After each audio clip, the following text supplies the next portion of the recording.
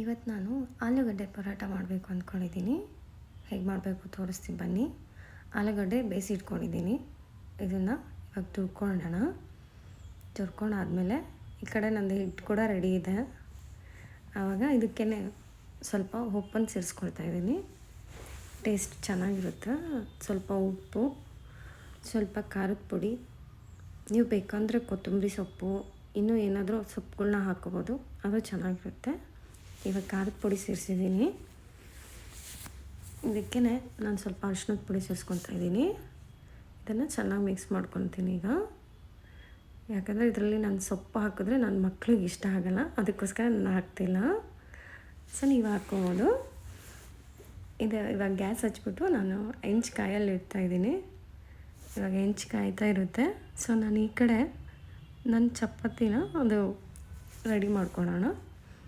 ಈ ಕಡೆ ನಾನು ಏನು ಮಿಕ್ಸ್ ಮಾಡಿಟ್ಟಿದ್ದಲ್ಲ ಅದನ್ನು ಇನ್ನೊಂದು ಸತಿ ಮಿಕ್ಸ್ ಮಾಡ್ಕೊತಿದ್ದೀನಿ ನಾನು. ಇನ್ನೊಂದು ಸತಿ ಚೆನ್ನಾಗಿ ಮಿಕ್ಸ್ ಮಾಡಾದಮೇಲೆ ಇವಾಗ ನಾನು ಉಂಡೆ ಮಾಡಿಟ್ಕೊಂಡಿದ್ದೀನಿ ಚಪಾತಿ ಹಿಟ್ಟು, ಅದನ್ನು ನಾನು ಸ್ವಲ್ಪ ಲಟ್ಟಿಸ್ಕೊಳ್ತಿದ್ದೀನಿ. ಸ್ವಲ್ಪ ಲಟ್ಟಿಸ್ಕೊಂಡ್ಬಿಟ್ಟು ಅದಕ್ಕೇ ಈಗ ಸ್ವಲ್ಪ ನಾನು ಮಿಕ್ಸ್ ಮಾಡಿಟ್ಕೊಂಡಿದ್ನಲ್ಲ ಅದನ್ನು ಚಿಕ್ಕದಾಗಿ ಉಂಡೆ ಮಾಡಿಕೊಂಡು ಅದ್ರ ಮೇಲೆ ಇಟ್ಬಿಟ್ಟು ನಾನಿವಾಗ ಅದನ್ನು ಕ್ಲೋಸ್ ಮಾಡ್ಕೊತಿದ್ದೀನಿ. ನೀಟಾಗಿ ಕ್ಲೋಸ್ ಮಾಡ್ಕೋಬೇಕು, ಇಲ್ಲಾಂದರೆ ಓಪನ್ ಆಗಿಬಿಡುತ್ತೆ. ಚೆನ್ನಾಗಿ ಕ್ಲೋಸ್ ಮಾಡಿಕೊಂಡು ನಾವು ಅದನ್ನು ಇನ್ನೊಂದು ಸರ್ತಿ ಹೀಟ್ ಹಾಕ್ಕೊಂಡ್ಬಿಟ್ಟು ನಿಧಾನಕ್ಕೆ ಲಟ್ಟಿಸ್ಕೋಬೇಕು. ನಿಧಾನಕ್ಕೆ ಸರ್ಕಲಾಗಿ ಲಟ್ಟಿಸ್ಕೊಳ್ಳಿ. ಲಟ್ಟಿಸ್ಕೊಂಡಾದ್ಮೇಲೆ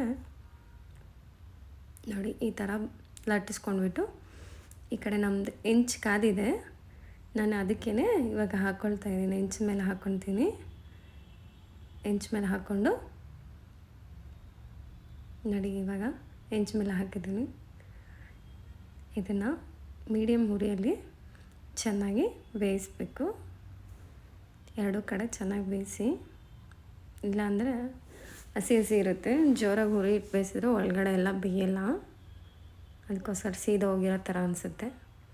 ಕಮ್ಮಿ ಉರಿ ಇಟ್ಟು ನಿಧಾನಕ್ಕೆ ಚೆನ್ನಾಗಿ ನೀಟಾಗಿ ಬೇಯಿಸ್ಕೊಳ್ಳಿ. ನೋಡಿ ಈಗ ನಾನು ಎಣ್ಣೆ ಹಾಕ್ಕೊಳ್ತಿದ್ದೀನಿ.